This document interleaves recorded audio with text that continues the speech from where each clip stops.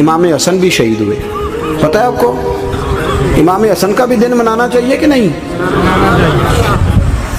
ان کے یوم وصال پہ بھی کوئی جلسہ کر لیا کرو، بڑے ہیں امام حسین سے. جدھر سارا زمانہ چلتا ہے ادھر چل پڑتے ہو. حدیث میں جہاں جہاں نام آیا نا، پہلا امام حسن کا ہے، دوسرا امام حسین کا ہے. اور امام حسین کے اپنے جملے ہیں، فرماتے ہیں میرا بھائی نہیں، میرا امام بھی ہے، میرا امام بھی ہے. اور آپ فرمایا کرتے تھے میں نے بڑی چیزیں اس حسن سے سیکھی ہیں. جو انہوں نے سیکھا ایک بتاؤں اس میں سے؟ کچھ لوگ تھکے ہیں آپ میں سے، حالانکہ میں تو زیادہ سفر کر کے آیا ہوں. عرض کروں جو انہوں نے سیکھا ہے، سنو. امام حسین خود بتاتے ہیں، فرماتے ہیں کہ اب میرے بھائی نا امام حسن اپنی ایک بیوی کو طلاق دینا چاہتے تھے. اختلاف شدید ہو گیا، بات طلاق تک آ گئی. مجھے پتہ چلا تو میں پہنچا. میں نے کہا بھائی جان کیا اختلاف ہے بھابھی سے؟ سنا طلاق دینے لگے. فرمایا ہاں طلاق دے دوں گا. چلی گئی ہے میکے. فرمایا بتائیں غلطی کیا، کیوں دے رہے ہیں؟ تو امام حسن فرمانے لگے حسین آپ نے قرآن نہیں پڑھا؟ میں نے کہا جی پڑھا ہے، بتائیں. کہنے لگے اللہ فرماتا ہے ہن لباس لکم وانتم لباس لہن، مرد عورتوں کا لباس ہے، عورتیں مردوں کا لباس ہیں. فرمایا میری بیوی میں کوئی کمزوری ہوگی تو میں پردہ ڈالوں گا کہ دنیا کو بتاؤں گا؟ امام حسین کہتے ہیں میں نے اٹھ کے بھائی کا ہاتھ چوما.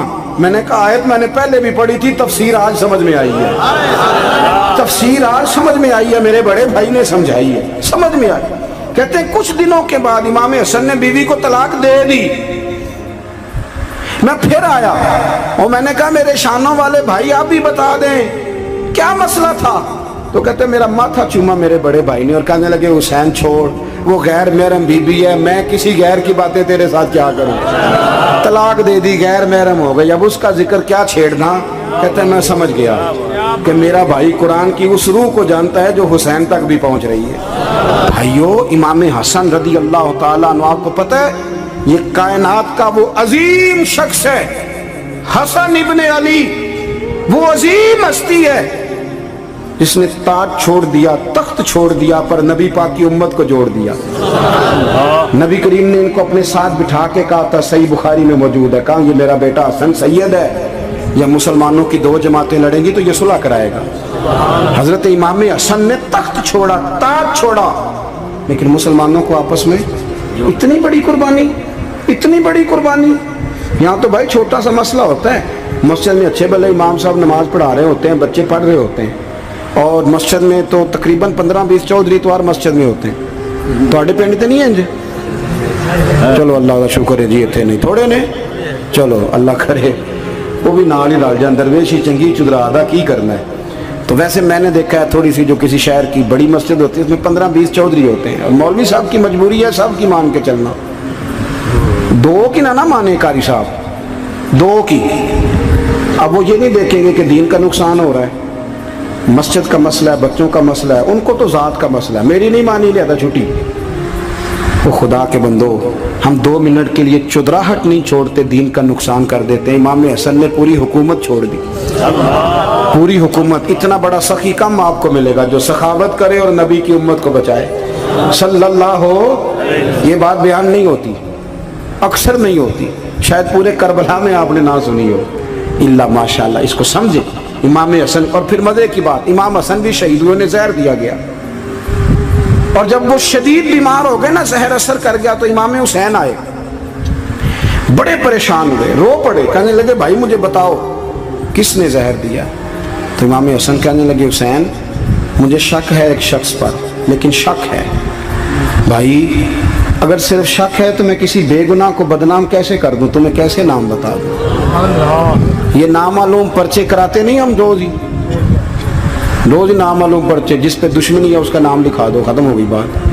امام حسن کی تربیت دیکھو، فرمانے لگے جس پر مجھے شک ہے اس کا نام بتا دوں، تو اگر وہ نہیں تو بے گناہ کا ذکر کیسے کر دوں.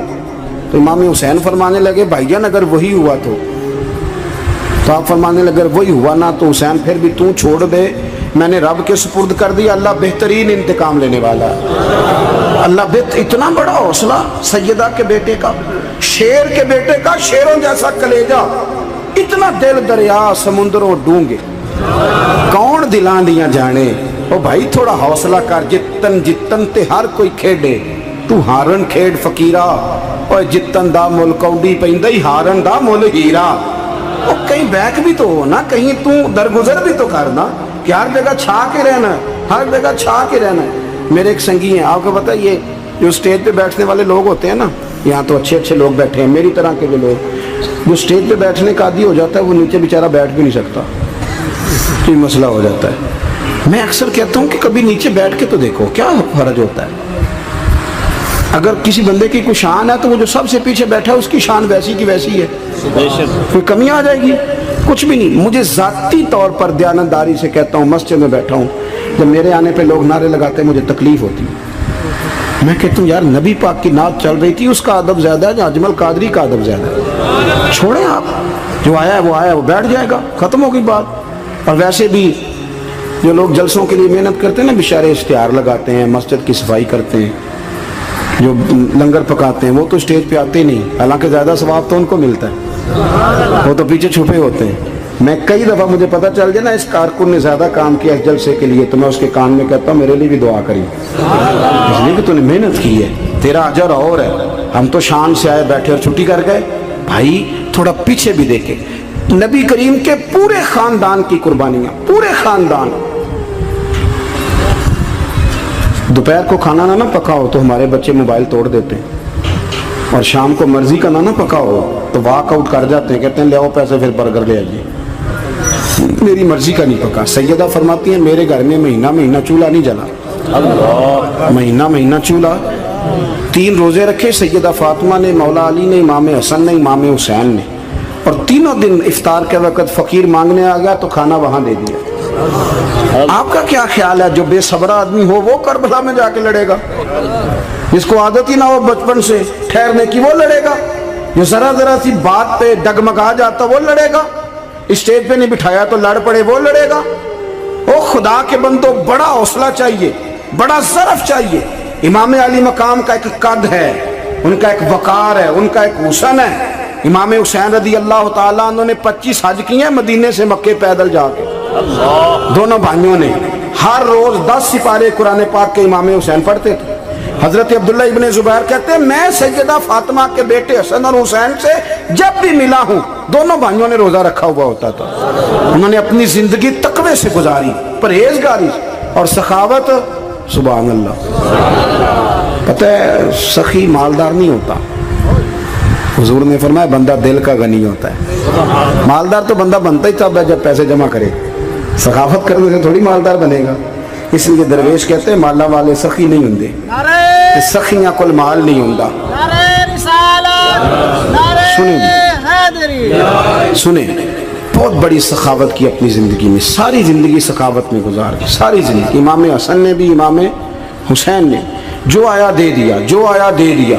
ہزاروں دینار آتے. ایک دن ایک فقیر مانگنے آ گیا تو امام حسن حسین دونوں تھے, کہنے لگا میں نے سنا ہے بڑے لجپال ہو, غریب ہو, مہربانی ہو جائے. فرمایا بیٹھ جاؤ رزق آنے والا ہے.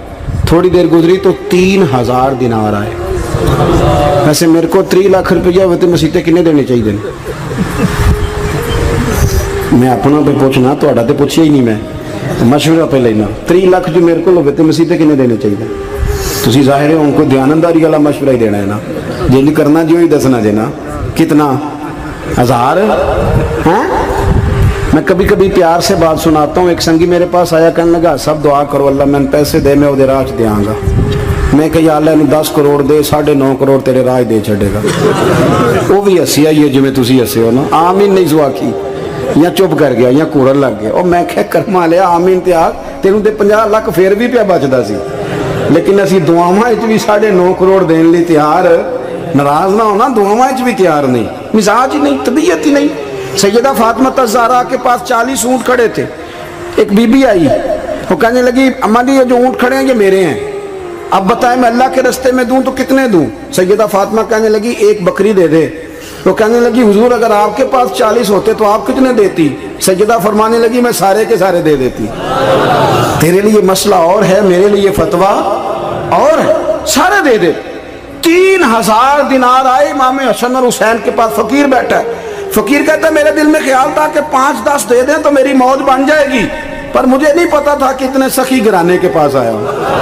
5-10 دے دے تو موج بن گئی.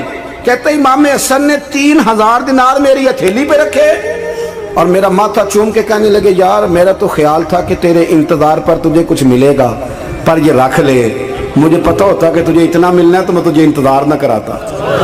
جلدی دے, خود بھیک دے خود ہی کہے منگتے کا بھلا ہو. اپنی زندگی نفاست سے گزاری اہل بیت, قربانی دے کے گزاری. مولا علی شیر خدا نے اپنی زندگی ساری 9 سال کی عمر تھی جب کلمہ پڑھا تھا. 9 سال حضور نے سب گھر والوں کی دعوت پکائی اور جب سب لوگ آ گئے سارے خاندان والے تو فرمایا میں اللہ کا نبی ہوں, کون کون میری مدد کرے گا. آپ کو پتہ ہے نا کہ جب مشکل وقت آتا ہے نا یہ تو تب پتہ چلتا ہے نا ساتھ کون چلتا ہے. امیر آدمی ہو نا جس کے پاس 10 کروڑ روپیہ ہو اور وہ اپنے مکان کا تیسرا لینٹر ڈالنے لگے نا, تیسرا, تو سارے بڑے بڑے لوگ آ کے پوچھتے ہیں چودھری صاحب کوئی ضرورت ہوئی تو بتانا, پیسے پوچھے.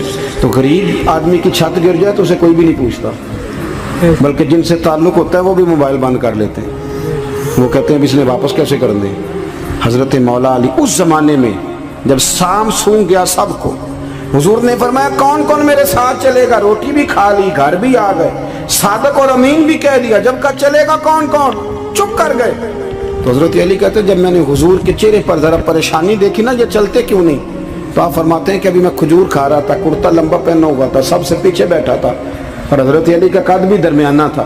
آپ فرماتے ہیں میں اٹھا اور کھجور ابھی میرے منہ میں تھی, جھٹ پٹ میں نے اسی طرح نکال کے جیب میں ڈال اور میں پنجوں کے بل کھڑا ہو گیا, دونوں بازو کھڑے کر کے کہا حضور یہ نہیں بولتے تو نہ بولیں, انا ناصرو کا یا رسول اللہ, انا حافظو کا یا رسول اللہ. حضور آپ جہاں جہاں کہیں گے علی آپ کا مددگار بنے گا, دین کی مدد کرے گا, اور اگر آپ تک کوئی آئے گا تو علی آپ کی حفاظت کرے گا. 9 سال کی عمر میں چلے علی دین کی نوکری کے لیے.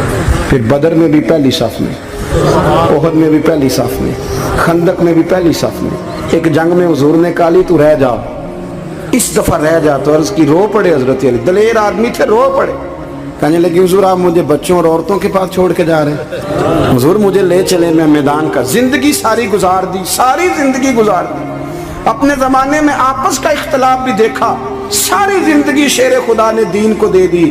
کوفے کی جامع مسجد میں 21 رمضان کو جب حضرت علی کو خنجر لگا نا, تو تاریخ میں جملہ محفوظ ہے, خنجر لگا نا جب وہ 9 سال کی عمر میں یاری لگائی, 63 سال عمر ہو گئی, جب خنجر لگا تو کہنے لگا فزت برب الکعبہ, مجھے رب کعبہ کی قسم آج کامیاب ہو گیا ہوں.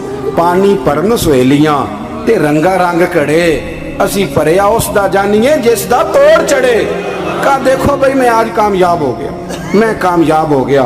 وہ جو میں نے کہا تھا حضور میں ساتھ رہوں گا, تے لے سجنا سا توڑ نبھائی, جان دیتی راہ تیرے دے دیا, ہر چیز دین کو دے دی.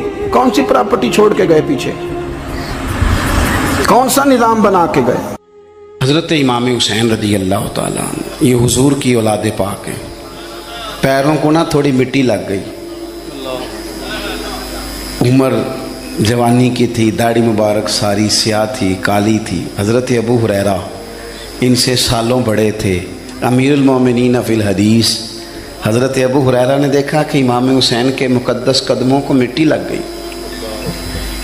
کسی سے بھی کہا جا سکتا تھا ذرا امام صاحب کی توجہ کرانا, یہ ذرا مٹی اتار دینا, لیکن حضرت ابو ہریرہ جھٹ سے اٹھے, اپنی پگڑی کھولی, اس کا پلو لیا اور حضرت امام حسین کے پیروں سے مٹی صاف کرنی شروع کر دی. کیوں کہ اہل فضل ہی کسی کی فضیلت کو جان سکتا, عزت والا ہی کسی کو عزت دیتا ہے. جس کے پاس وقار ہو, او میرے سنگیو لوگوں کی باتوں میں نہ آنا, یہ تمہیں الجھا دیں گے, یہ تمہیں تفریق میں ڈال دیں گے, یہ انتشار برپا کریں گے. یہ وہ حسین جماعت ہے جو حضور کے سامنے بیٹھا کرتی تھی. ان سے پیار کرنا, ان سے محبت کرنا. آپ کبھی ترمذی کی ایک حدیث پڑھیں تو مر جانے کو جی کرتا ہے. حضور نے فرمایا تھا میرے صحابہ کے بارے میں اللہ سے ڈرنا, میرے بعد انہیں اپنی زبانوں کا نشانہ نہ بنانا. کاش کوئی ان جملوں کا درد سمجھ سکے. فرمایا رب سے ڈرنا, اور کریم فرمانے لگے جس نے ان سے محبت کی میری محبت کی وجہ سے محبت کی, اور جس نے ان سے عداوت رکھی میری وجہ سے رکھی. کبھی بھی کسی میں. اور جو حضور کی اولاد ہے، صحابہ کرام نے ایک جگہ کچھ نذرانہ جمع کیا اور جمع کر کے کہا کہ حضور کی بارگاہ میں پیش کرنا ہے. اخراجات بہت زیادہ ہیں اور ظاہری وسائل اس ترتیب سے نہیں ہیں. یہ نذرانہ ہر مہینے پیش کرنا ہے. جب وہ لے کے حضور کی بارگاہ میں گئے نا تو اللہ نے قرآن نازل کر دیا. فرمایا محبوب ان سے کہہ دو لا اسألکم علیہ اجرا، میں تبلیغ دین پر تم سے کوئی اجر نہیں مانگتا، الا المودۃ فی القربى، بس میرے قریبیوں سے پیار کرتے رہنا، میرے قریبیوں سے محبت کرنا، پیار کرنا قریبیوں سے. یہ علی المرتضیٰ ہیں، یہ فاطمہ ہیں، یہ ان کا خاندان ہے، یہ ختیجہ ہیں، یہ عائشہ ہیں، یہ میمونہ ہیں، یہ حفصہ ہیں، ان سے پیار کرنا، میرے قریبیوں سے محبت کرنا. ہمارے دلوں میں حضور کی اولاد کا پیار ہونا چاہیے، طبیعتوں میں احترام ہونا چاہیے، ہمارا مزاج، ہمارا دل ان کے لیے دھڑکنا چاہیے، ہمارے لہجے، ہمارے انداز ہمیشہ ان کے حق میں نرم ہونے چاہیے. میں کہہ چکا ہوں سید کا صرف عقیدہ ٹھیک ہونا شرط ہے، باقی آپ تحقیق اور تفتیش میں نہ پڑیں، وہ جانے رب جانے. آپ کوشش فرمائیں ہماری اولادیں، ہم خود اور اہل فضل کا ادب کبھی نہ چھوڑیں. دوسری بات آپ سے یہ عرض کرنی ہے، اس کو اچھی طرح سمجھ لیں کہ قومیں اپنے اسلاف سے بڑی ہوتی ہیں ہمیشہ. بڑا ہم ہوتا ہی وہ ہے جس کا کوئی بڑا ہوتا ہے، جس کا کوئی بڑا نہیں ہوتا وہ کبھی بھی بڑا. یہ کچھ عرصے سے ٹرینڈ چلا ہے، اگرچہ یہ درست نہیں ہے. آپ کسی سنار کی دکان پہ جائیں تو اس نے اپنے پیچھے نا اپنے والد صاحب کی اور دادا کی فوٹو لگائی ہوتی ہے. حکیم کی دکان پہ چلے جائیں، کپڑے والی دکان پہ چلے جائیں تو اس نے پیچھے اپنے دادا کی، والد کی فوٹو لگائی ہوتی ہے. اگرچہ یہ درست نہیں، تصویریں نہیں لگانی چاہیے. تصویریں ان کے کیا، پیروں کی بھی نہیں لگانی چاہیے. جہاں تصویر ہوتی ہے وہاں نماز کیسے پڑھی جائے گی؟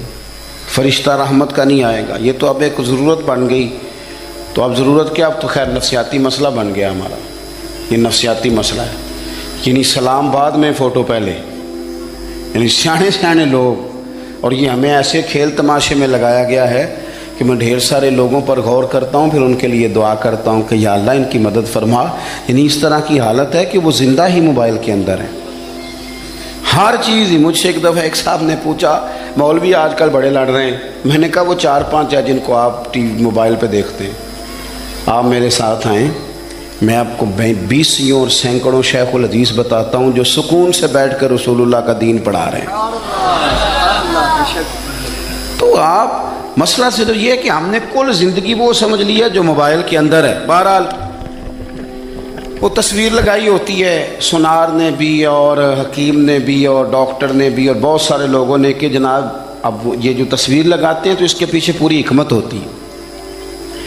آپ ان سے پوچھتے ہیں یہ فوٹو کیوں لگائی ہے تو وہ کہتے ہیں ہم یہ بتانا چاہتے ہیں کہ یہ کام آج نہیں ہم نے شروع کیا، ہمارا شجرہ پرانا ہے، ہمارے باپ دادا سارے یہی کام کرتے تھے، ہمارا خاندانی ورثہ ہے.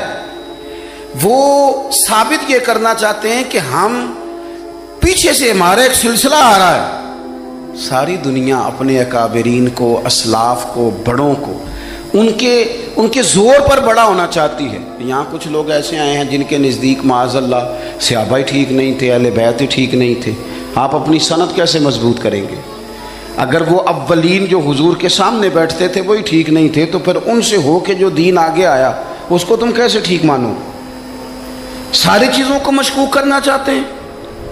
ہمارے بزرگوں نے، امام بخاری نے، امام مسلم نے محنت کر کے حدیثیں تلاش کی، اصول بیان کیے کہ یہ حدیث صحیح ہے، متواتر ہے، حسن ہے، ضعیف ہے، کیا ہے. اس کے اصول اور